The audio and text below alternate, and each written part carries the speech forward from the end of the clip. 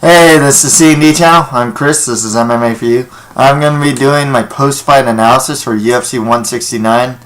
Overall, pretty ho-hum card, man. I was not particularly a fan of this card. Um, some notes: without a submission on the card, this card actually set the UFC record for most decisions with 10 of 12 fights. There's no submission of the night bonus. The prelims, not very good. One I liked was L.I. Quinta versus Kevin Lee. Magomedov versus Martin was pretty good as well. Main card was definitely a lot better than the prelims. There's some judging and reffing controversies here, especially at the main event.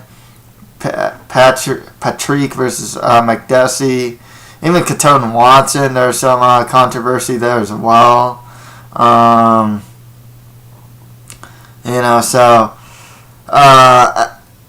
the greatest card by far, actually. As far as bonuses go, Abel Trujillo earned knockout of the night, and Varner the Varner versus Trujillo fight got fight in the night honors. And like I said, there was no submissions on this card. My picks were pretty good, 9 out of 12. Missing Neil Magny versus Ghassan Umalatov, Nick Katone versus Tom Watson, and Alan Patrick versus John McDessie. What it is with the card, I'm going to take something from like Luke Thomas from MMA Fighting, was there was, within the fights, there was a lack of action or offense that affected change. The only fights that really did would be like what Burrell versus Faber, Trujillo versus Varner, Ally Quino versus Kevin Lee, and Magomedov versus Martin. It's the idea of like one guy's... It's not just like one guy's up ahead, like with Martin versus Magomedov, and then Magomedov comes back. It's not that. It's like it's kind. I guess breaking the cadence of the fight would be one thing. It's pretty much like Neil Magny versus Ghassan Umalatov. It's just like what you saw in the first round, you pretty much saw in the third round. Same with Chris Carriasso versus Danny Martinez. Danny Martinez, he'd throw wild haymakers, grind against the fence. Carriasso, if he did get taken down, get back to his feet, beat him up on the feet. Rinse and repeat 3 rounds. Nick Katone Watson, same thing. Watson would get some of the better of these striking exchanges, some light kicks here and there. Katone would get the takedown near the end of the round. It is rinse and repeat. Alan Patrick versus John McDessie. Alan Patrick would throw some really cool kick, go for the takedown, be super aggressive. McDessie played Matador. 3 rounds. I mean, there's no change. I also talk about change in the sense of a knockdown. There weren't that many knockdowns in this fight. Hester got one on ends and Overeem over Mir. But even then, those fights just played, use the word cadence. They had the same cadence, where it's just like one guy would, in some way, shape, or form, would dominate the fight. And the other guy really didn't do much, save for maybe a guillotine attempt on Overeem, It's like, okay, I'm seeing the guy getting dominated, but nothing's really changing in the sense. I mean, you can say with Aldo versus Lamas, the first 3 rounds, Aldo beat Lamas up on the feet, and 4 and 5, he mounted him, But even then, the cadence of the fight really is Aldo was dominating Lamas, and that was it. I mean, that was the story of the fight. He was better than him everywhere, but couldn't get the finish. And it's like, and at really no point did I feel like Lamas would put Aldo in a bad position. That's the other thing too. A lot of these fights, you didn't see a lot of the fighters in bad positions. I mean, that's why like Iaquino versus Lee was fun. Clint Hessler knocking down Enns was cool, or Overeem knocking down Mir was cool. But otherwise, Martin getting the armbar on Magomedov was really cool. But for the most part, I mean, it was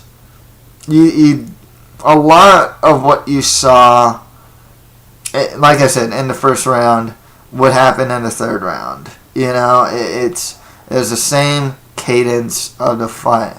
The cadence of the fight was established really early, and it continued on throughout the whole fight for a lot of these fights. I mean, Bagutina versus Lineker in the second round, Lineker was going for the body more, but for the most part, it was the same thing. A lot of it was the same thing, and at no point did I feel that one guy was in particular danger. Trujillo versus Varner was definitely the standout of this fight card. That was a lot of fun. And the controversy with the main event leaves a lot to be desired there as well. So yeah, let's get started. Renan Barão beat Uriah Faber by TKO in the first round. It was a very controversial stoppage. I was actually fine with it. I mean, Barão knocked down Faber earlier in the round, and then he pretty much wobbled him, and then Faber at one point belly flops, grabs his leg, defends his head with one hand, and Barão keeps punching him. Some things to note of that stoppage. One, Uriah Faber did indeed give a thumbs up. It was pretty much behind Barão's knee. I don't think the ref could have seen it. Two, Renan Barão showed some gamemanship by looking at Herb Dean while he kept punching him with high velocity, but they were being blocked punches, and it looked like that was a big influence in stopping the fight. I'm not too down on the stoppage. I don't think it's a great stoppage, but I don't think it was that bad in the sense that Herb Dean was looking out for fighter safety. You have to consider that Faber was dropped before, even belly flopped at one point. He was just totally flat on his stomach before he managed to recover. So, I mean, taking some of that into account, I personally don't think it was the worst stoppage. I would have liked to have seen it go longer, but I don't think it's as bad as many are making it out to be. One of the problems with bantamweight right now is, I mentioned this before, bantamweight, a lot of their top guys went down to 125. Benavidez, Johnson, Pickett, Jorgensen, Dodson in a sense, because he fought, Dillashaw 135 and then cut to 125. So a lot of them went to 125. I think Barão's already fought a lot of those guys I mentioned, though. But it also doesn't help that a lot of top fighters, bantamweights, are not in the UFC. You got Eduardo Dudu Dantas in Bellator. I think he trains with Barão. I think he's Novo now. Rafael Marquego Silva, who's going to fight Eduardo Dantas. He's really good. And that's not including some of the other... they got Joe Warren. He's not too bad either. But Marlon Moraes, he's in World Series of Fighting. He's one of the better bantamweights out there. And then there's Bibiello Fernandez, who's fighting in ONE FC and stuff. So, outside of Warren, because I don't really think Warren's that great, to be honest with you. You have 4 guys that are potential contenders that are not in the UFC. So there's still a lot of good bantamweights still not signed to the UFC. So, I mean, what's Barão left with? TJ Dillashaw, who's coming off that big win over Mike Easton, and the winner of Rafael Sanchal versus Francisco Rivera. And even with a guy like Rivera, I mean, he's one of those, he's not a prospect. He hits really hard. He has good boxing. His ground game's improving, but he's not what I'd call like a top 10 guy. Sun Xiao, he's good. He's probably your best bet as far as the next contender because Burrell beat Faber twice. He's beat Michael McDonald. Jorgensen moved down. Pickett's moved down. Cruz is coming off the groin injury, so I guess he can get Cruz if he comes back. I don't know when he's coming back. But yeah, it quite honestly is slim pickings. There's some prospects coming up though. I mean, Alex Caceres just won his fight. Mizugaki's doing really well in the division right now. Who else? I would say Chico Camus or something like that, but there's some other good prospects that I can't really think of right now at 135. But it's slim pickings for Burrell for sure. It sucks for Faber. I mean, he lost twice to Burrell. I mean, at the very least, this one was very controversial. So you could potentially sell a third fight between Burrell and Faber. Wouldn't be too bad. I'd like to see Faber get Cruz when Cruz comes back. The problem with Faber is, man, he's beaten everyone. I mean, I can't name someone in the top of the division that he hasn't already beaten. He's beaten Mike McDonald. He beat Yuri Alcantara. He's beaten Rafael Sanchal at 145, I think. So I guess you can go with that. He's training partners with TJ Dillashaw. Who else? He beat McDonald. He's beaten Jorgensen, who cut down. Menjivar. He's beaten Mizugaki in the WEC. Rear naked choked the guy. There's like no one for the guy to fight next. He is not in a favorable position. And another guy that's in the division that's a good prospect, Andre Touchy-Feely, is a Team Alpha Male guy. I mean, but he wouldn't even fight that guy anyways because they're not even close in ranking. And one of the guys that is close in ranking, Dillashaw, is his training partner. So there aren't many good, besides Cruz. That's it, man.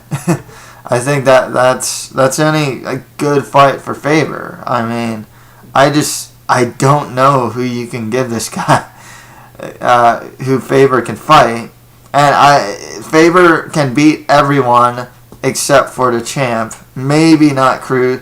Well, Cruz coming back off of so much injury and it's such a long layoff, he might be able to potentially beat him this time around. So Faber versus Cruz honestly seems like the next best option.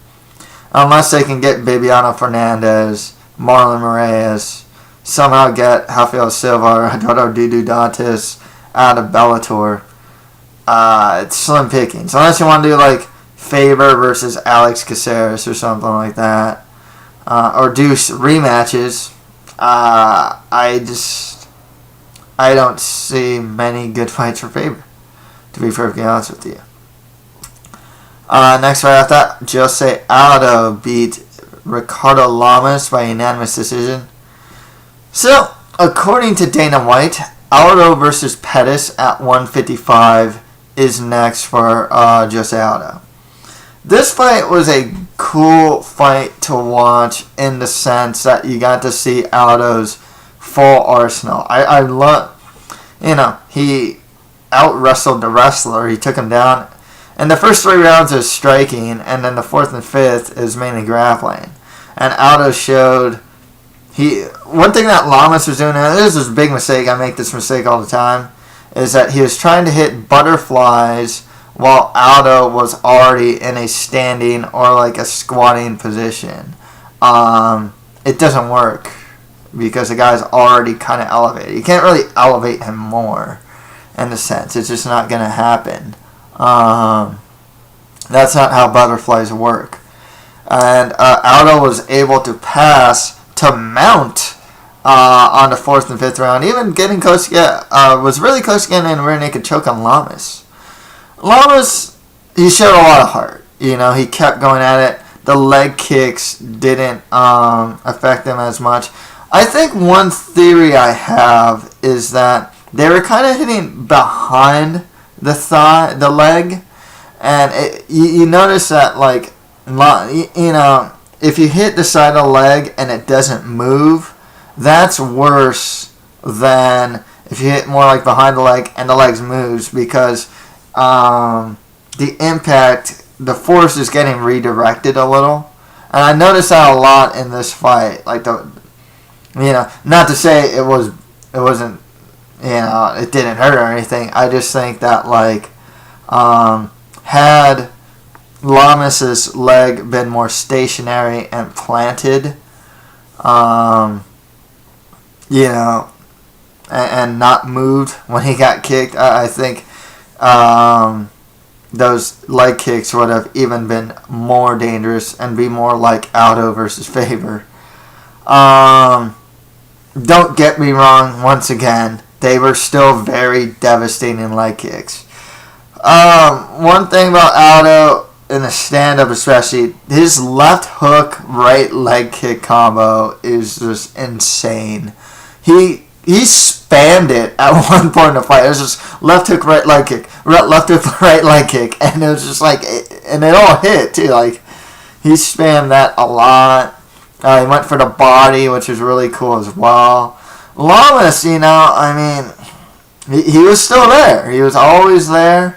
But honestly, Aldo just kind of outclassed him. On the ground, Aldo was a better wrestler. He's a better Brazilian Jiu-Jitsu practitioner. Aldo, though, he showed his big flaw. He didn't finish, but he also coasted. And it was the same thing. When I saw Lamas in top control hitting ground and pound, and Aldo was just closing his guard, I was just like, Aldo's not even going to make an attempt for a sub, a sweep, or an attempt to get back to his feet. He's just going to stay here. I know it. That's what happened. Same thing happened in the Homnick fight. Aldo has a tendency to coast. This fight, though, I don't think one should be too hard on Aldo for not finishing, because power strikes didn't land. Lamas was just there. And when he did get into the ground, he did try to finish him. I think there are other fights where he really doesn't show that sense of urgency to finish. I think this one, I think he picked his shots well. I think Lamas was just really, I have to give credit to Lamas for just being so tough. I mean, this guy didn't get dropped. I saw him get hit clean a couple times. He didn't get dropped. He almost got finished by rear naked choke, but fought out of it. He got mounted. He got in some bad positions, Credit goes to Lamas there.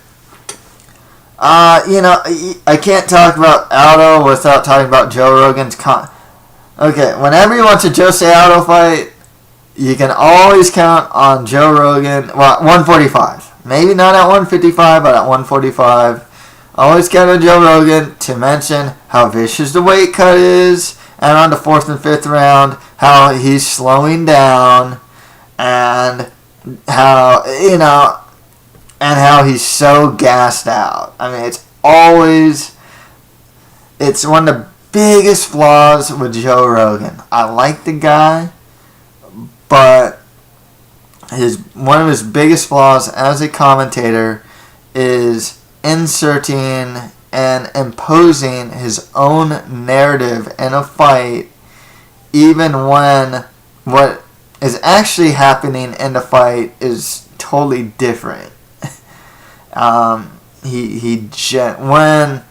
a dominant champion is fighting a challenger and the challenger is doing really well, notice Joe Rogan will, in general, speak well of the offense of the challenger, despite the fact that the champion may have imposed some really good offense himself. Rogan will tend to ignore that. He has a way of ignoring what one guy does sometimes, and overemphasizing what another guy is doing. Once again, it's the idea of that, like, he's inserting his own narrative into a fight instead of what's actually happening. That's the biggest flaw with Rogan. I like Rogan as a commentator, but it's always, every Jose Aldo fight I can think of, Frankie Edgar, who else did he fight? That went 5 rounds. Kenny Florian. You always hear the same thing. The weight cut. Oh, he's slowing down. Blah, blah, blah. It's like, oh my God. Like, it really bugs me sometimes because it's very apparent in Jose Aldo title fights at 145. As far as like who Ricardo Lamas should get next, he can rematch Cub Swanson. A fight with Chad Mendes would also be really cool as well. I'll say this with Lamas, and this is why I was really hesitant to pick him or to really give him much of a chance. He kind of shows that he's good everywhere, but not great at any one thing. Maybe ground and pound, but his stand-up's good, it's not great. His wrestling's good, it's not great. Brazilian Jiu-Jitsu's pretty high level, but once again, it's not one of those, like, don't go to the ground with this guy type of things, It's very good, but, it's not great. And that's one of the things with Lamas. I wonder what someone who has a more specialized skill could do to Lamas, especially like Chad Mendes. Arguably is going to be a better wrestler than Lamas. I don't know if Lamas can really beat a Chad Mendes. But we'll see. He's really tough as nails, so we'll see how that goes. I'm going to be talking about Aldo versus Pettis here for a little bit. Don't know if the fight will truly happen because these two can't not get injured. There's one thing. I don't know what happens with the featherweight title as far as this fight goes. I would love to see this fight. Don't get me wrong with anything I'm saying. I do want to see the fight. The other thing you got to talk about are contenders. This is a really weird thing, though, with contenders. Because there's a case here where they don't have that one contender that you really want to see fight these guys. For example, Cub Swanson and Chad Mendes are probably the two top contenders for Aldo, I would say. They've already lost to Aldo in emphatic fashion. So there's kind of they probably beat enough guys to prove that they should get another shot, but I think that's really going to hold them back. That they've already lost to Aldo. At 155, there's a lot of guys here that could potentially fight Pettis. Josh Thompson just lost. Whether you like the decision or not, he did lose to Benson Henderson. So he's not going to fight Pettis. Benson Henderson's probably not going to get another shot at Pettis. Then you have Nate Diaz, who just beat Gray Maynard. He'd probably need another win in order to get a shot at Pettis. Habib Nurmagomedov, no one wants to fight him, and his best win still is it's Pat Healy. He won the fight that gets him into the top 10. Now he needs to get that win that'll make him a contender. Rafael Dos Anjos is the same way. He beat Cowboy Cerrone. He's fighting Ustam Khabilov next, who isn't even ranked higher than him. So even if Dos Anjos should beat Khabilov or vice versa, you still don't have that one big win in order to really say, man, this guy's got to be the next contender for Pettis. Gilbert Melendez in the UFC, he lost to Benson Henderson. I thought he actually lost that one 3 round. I thought he got 2 rounds there. I thought Benson got 3. and then he beat Diego Sanchez. So it's a case of that guy. Melendez will probably need another fight before, fighting Pettis. And that's what I'd like to see. That's not to say that they can't give these guys title shots. I mean, they were going to give Thompson a title shot after beating Nate Diaz. So, and then there's TJ Grant, who's coming off a concussion. Got a very emphatic win over Maynard. But I think at this point, he's been gone for a while. No one knows who he is. Maynard just lost very badly to Diaz, which, it's one of those things where, like, Maynard's looking more and more shot-worn. TJ Grant should probably get another big win before fighting Pettis. Like I said, that's not to say that any of these guys can't be, like, put into a title shot position. It's just that, like, I see the reason why you'd want to go with this fight right now. There isn't that one guy that's like, man, this guy's the number one contender. You're screwing this guy over by having this super fight. I personally don't think there's a case for that. Maybe with a guy like Mendez, because he is coming off this really big win streak, and whatnot. But for the most part, they don't have just like that one guy that's like, oh man, don't do this fight. So and so totally deserves to fight Pettis, or so and so totally deserves to fight Aldo. You can't do Aldo versus Pettis because that screws over that one guy or something like that. It's really not the case. Hopefully Aldo versus Pettis happens. I'm curious to see what happens with the featherweight title because of this. I'm curious to see just how the fight turns out, layoff for Pettis. Got to see how that works. The kicking game's really interesting. Grappling's even interesting, Pettis will utilize his own offensive takedowns, and so will Aldo these days. So it's very interesting in that regard. I mean, just the style matchup also is very interesting. So, and I don't know if Rogan will harp on Aldo's cardio, since it's at 155. So we'll see how it goes. It's very interesting. I like the fight. I hope it happens. Next fight after that, Alistair Overeem beat Frank Mir by unanimous decision. I do like what I saw from Overeem in the sense that he did pace himself. He didn't look totally gassed. He fought a more methodical fighting style. Didn't just blitz. Because the problem is he wants a Travis Brown fight. He got the blitz. And arguably, the ref could have stopped it. Arguably. Because Brown got dropped like twice, within the blitz. But if the guy manages to survive the early storm, he usually can beat Overeem. That's the way it works. Overeem really put a beating on Frank Mir. I mean, what can you say? A lot of it was from guard. Standing, though, I mean, he did really well. And especially in the first round. I did like that when he dropped him, he didn't go totally crazy. It just goes to show that he's just being more methodical. Because, if he's all huffing and puffing and gassed out, he can definitely lose. But he looked good here. I think that Overeem should get Stipe Miocic or Junior Dos Santos next. I mean, he has a lot of beef with Junior Dos Santos. He caught out Lesnar. I don't know why. He's already beaten him.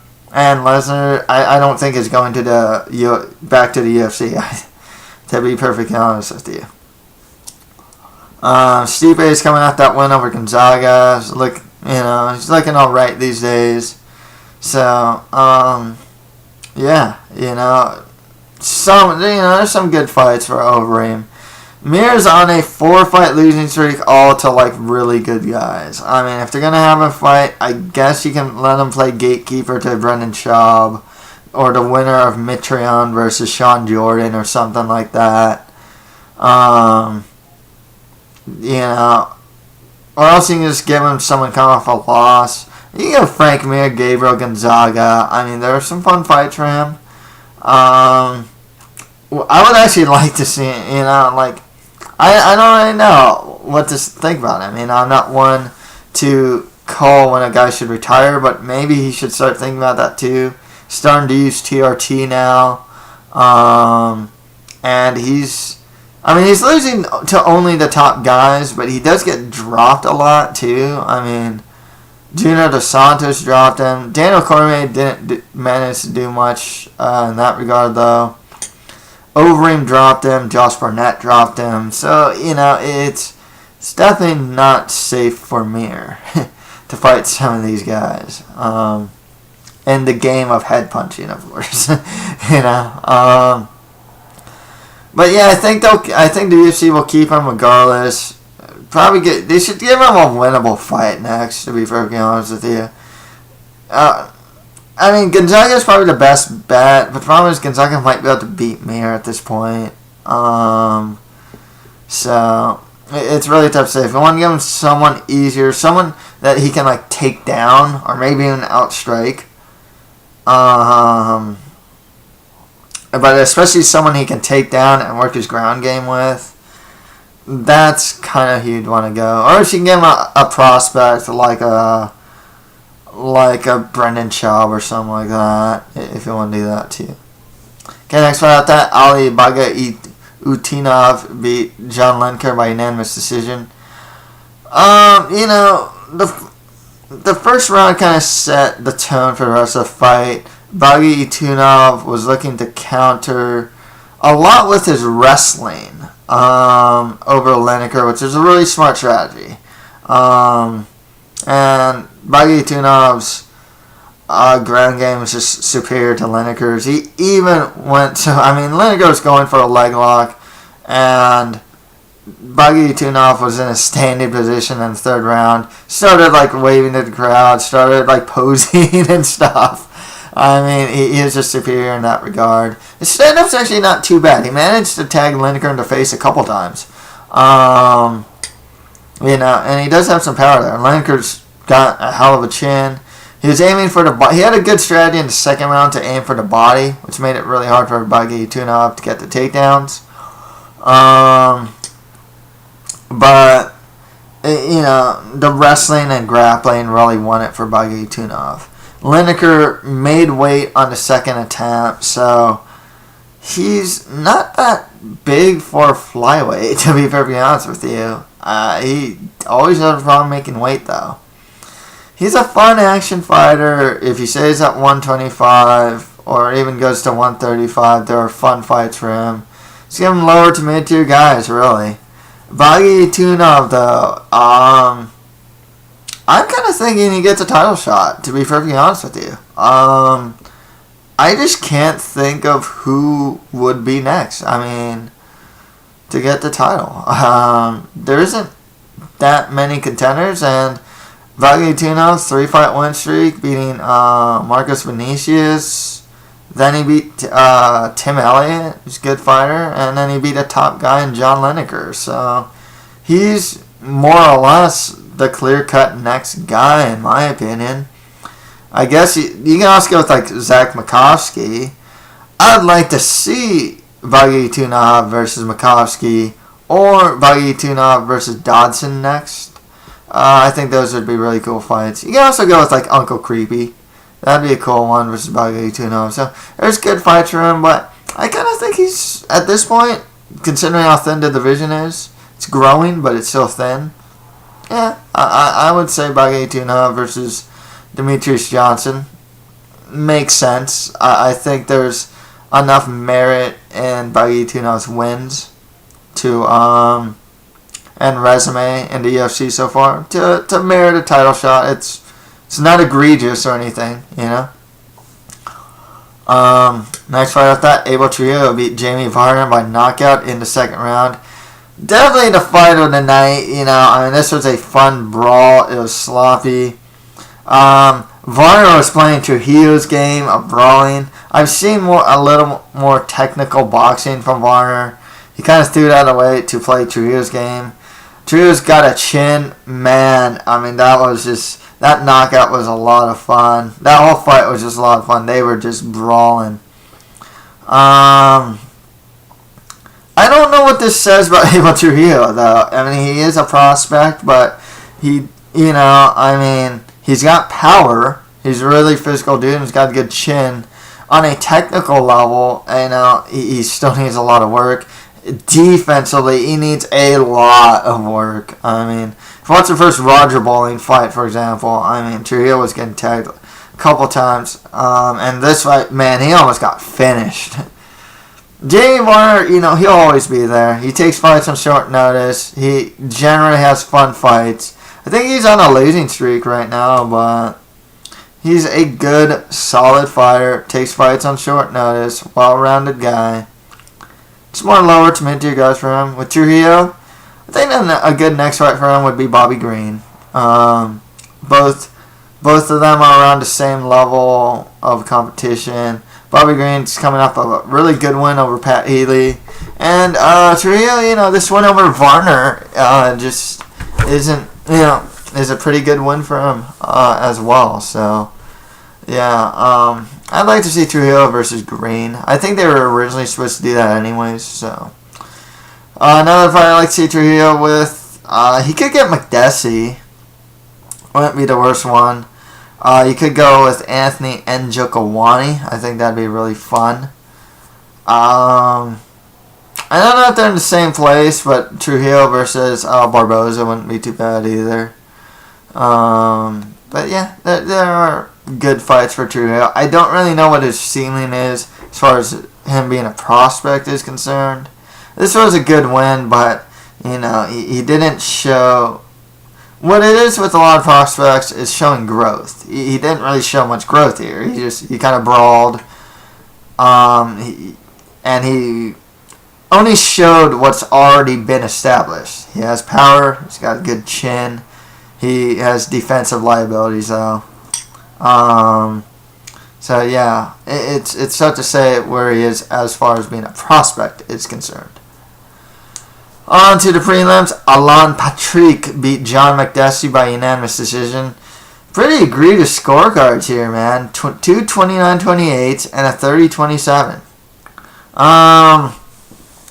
The big problem with this fight is that Patrick, I will give him this. He was the aggressor. So, I see what it is that won him the fight. McDessie was countering better and landing cleaner, but Patrick really wasn't reacting to it. You know what I mean? It wasn't like he got dropped. He didn't look particularly wobbled. He just kept coming forward. And then Patrick would utilize his own offense. So a lot of it would miss. Some of them did hit clean. And then he was going for takedowns that didn't really go anywhere. But overall, it more or less, in a sense, masked what McDessie was doing. And therefore, I can see why Patrick got victory. Otherwise, I thought McDessie should have won. Just landed cleaner, defended takedowns well, used the wizard really well. When he did get taken down, I think he got back to his feet. I think he got the cleaner strikes. I guess he just didn't do enough damaging strikes, but yeah, it kind of sucks. Sucks for him, and that's the problem with McDessie. He'll win a couple. He'll beat Stout. He'll beat Cruikshank. He'll beat Renee Forch. And then he loses to Patrick. He loses to Njokuani. There's definitely a pattern with him. Like, he'll beat some lower to mid-tier guys and lose to a lower mid-tier guy. So his prospects really aren't that high, to be very honest, at this point. He's just kind of shown... He's a good fighter. It just... I don't know what it is. He just can't seem to... He's consistent enough, but not... I guess he's not standing out sometimes. I guess I can't really pinpoint what it is with him. A cut to 145 would do him well. The other thing is, I know he's actually missed weight at 155. So, I don't know what his future prospects hold. I think he should probably cut to 145, you know. Patrick, he's not much of a prospect. The guy's like 30, you know. I think he's undefeated. He's not that great, though. I mean, I don't know how else to say it. I'm not just saying this also because, like, I picked McDessie to win. It's just, if you actually go to a lot of, like, message boards and stuff that talked about this fight, most agree with me that they thought that McDessie should have won. Patrick's stand-up, it's a bit wild. His takedowns are alright. He does have a Brazilian Jiu-Jitsu black belt, but otherwise, just more lower to mid-tier guys as a division for him. Next fight, I thought Chris Carriazo beat Danny Martinez by unanimous decision. I talked about earlier. The cadence of the fight was Danny Martinez was grinding against the fence, throw wild haymakers, but Chris Carriazo would get the better of the stand-up. You know, there's not much to say here. You know, Danny Martinez. I think this was actually the story of a lot of fighters here. I think this and the Tony Martin fight really defined what it is with a lot of this card. It's that a lot of these guys don't have a plan B. I mean, honestly, it's like Danny Martinez cannot get the takedown, and if he can't grind away, he's not going to win the stand-up. He doesn't have a plan B, so he just keeps going to the same thing, whether it's really working for him or not. And as you can see, it didn't really work for him.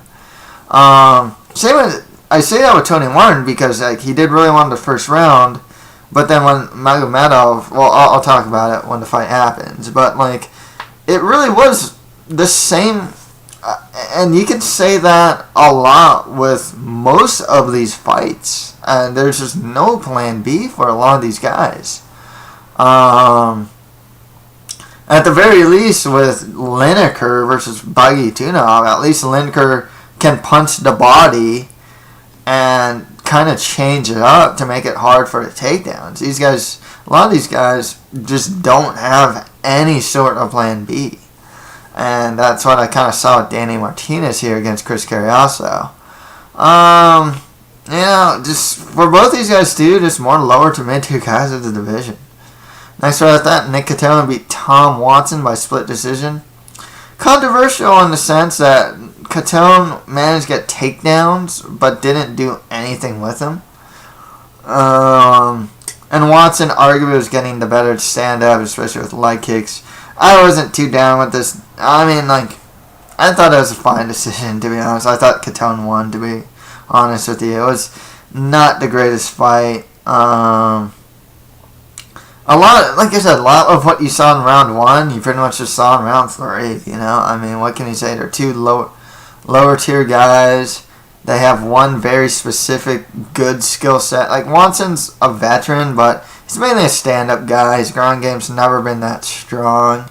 He can get out of bad positions, but he doesn't have much of a plan B, pretty much, especially if a guy can take Watson down consistently. Watson generally loses.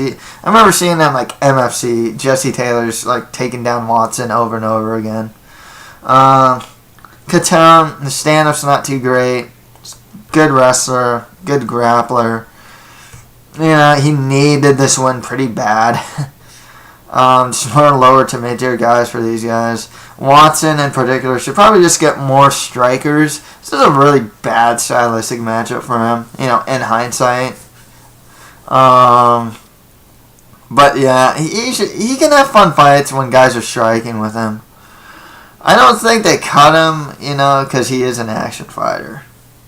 Next fight after that, Al Iaquinta beat Kevin Lee by unanimous decision. Now this was a good fight. I like this fight. There was a 28-27 scorecard here. Not the most egregious thing, to be perfectly honest with you. You know, he did drop Lee and almost finish him in the first round. So Lee managed to take out Iaquina's back. But both these guys, good prospects. Kevin Lee's a pretty good prospect in his own right. I think Iaquina was just a little too much too soon for him. But he looks like a pretty solid prospect. He's going for a lot of different boxing stances. He even going for the Mayweather at some point and whatnot. Iaquina, very solid. You know, good boxing and a good wrestler and scrambler. You know, this guy, I like what I see from him. He trains at Serra-Longo, so he trains with some good guys. I don't know who Kevin Lee trains with. But if he's not with a big camp, he should get with a big camp.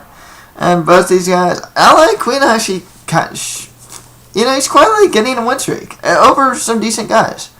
You know, he beat Ryan Couture, which wasn't much. Piotr Hallman, though, that was a good one for Iaquina, actually. Because he's not too bad, and Kevin Lee is a pretty solid prospect, so Iaquina should be getting a step up in competition at this point. Against who, I'm not too sure. Who's like in the mids? Maybe a Danny Castillo, even though he's coming off a loss. Some of those like mid-tier guys. Stout. Hey, it's Iaquina versus Sam Stout. Iaquina versus Wyman, even though Wyman, I don't know where he is. Still recovering from getting blasted from TJ Grant, I guess.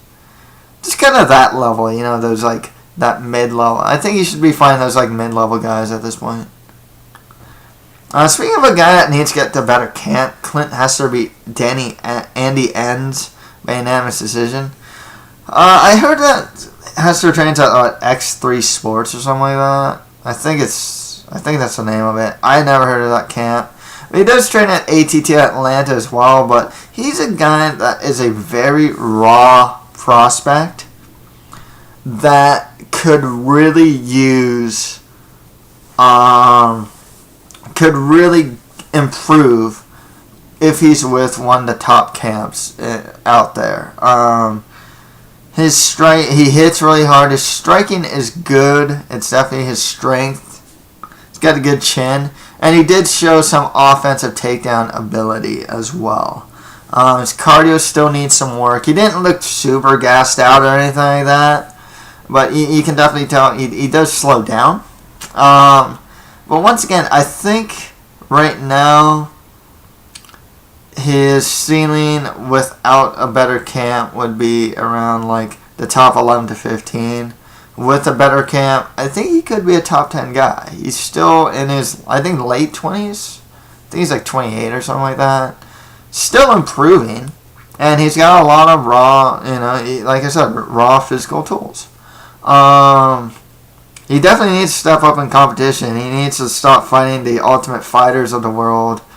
You know, your Andy Enses, your Bristol Maroon Days, you know. I forgot he fought last. But he is also an Ultimate Fighter as well. He needs to step out of that now. He can beat that level of competition pretty consistently. He should be fighting more. Maybe an Ed Herman. That would be a pretty tough fight for him because Ed Herman's a really good grappler. Fight like a Trevor Hot Sauce Smith who's coming off a win. You know, who else? CB would be a little too high for him at this point. But, you know, just some more mid-level middleweights would be really good for him at this point. Andy Enns, you know, he's a tough guy. Doesn't really have to stand up. Got a good ground game. But, you know, just more lower to mid-tier guys of the division for him. Next fight, that Rashid Magomedov beat Tony Martin by unanimous decision. Great first round for Martin, especially getting that armbar. I mean, Magomedov got out of it beautifully. You know, and the other thing I like about Magomedov is he shows some pretty well-rounded skills here. You know, he has some good. He actually showed some pretty good takedown defense, especially in rounds 2 and 3. And his stand-up is solid as well. I like what I see from the guy. He's a well-rounded guy. He should fight more lower to mid-tier guys in the division. Tony Martin. Now, the biggest problem with him, and this was actually something that I heard mentioned, it's like prospects getting into the UFC too quickly, and Tony Martin might be one of those guys. Because even though he was successful in the first round, it seemed like he was just going for the takedown against the cage, and when he couldn't get it, he just couldn't do anything else. It looks like he has nothing else in his bag of tricks, you know? He just couldn't do much in the stand-up. You know, and he just kind of just kept going for takedowns and really going hard for the takedowns and couldn't get him. And he just couldn't do anything else after that. So, you know, for both these guys, it's more lower to mid-tier guys of the division, I suppose. Rashid should be getting more established guys of the division. But yeah, Tony Martin, just more lower tier guys, I guess. And finally, Neil Magny beat Ghassan Umalatov by unanimous decision. Umalatov needs to cut down to 155. They looked like they were two different weight classes, and Umalatov just could not get past the reach. In the third round, Umalatov showed a bigger sense of urgency and really went at it. He should have done that in the first and second round. Magny, I mean, he's a good fighter, but I'm not terribly impressed with the guy. Just more lower to mid-tier guys of the division. You know, Magny, like I said, it showed some good striking. He uses length really well. Doesn't show too much power. You know, good enough grappler, I guess. Yeah, you know, striking's not too bad. So, yeah, just more lower to mid-tier guys of the division. I like to see Ghassan cut down to 155. So yeah, that's pretty much it for my post-fight analysis for UFC 169. If you have any comments, just leave them below. And that's it for MMA for you. Thank you guys very much.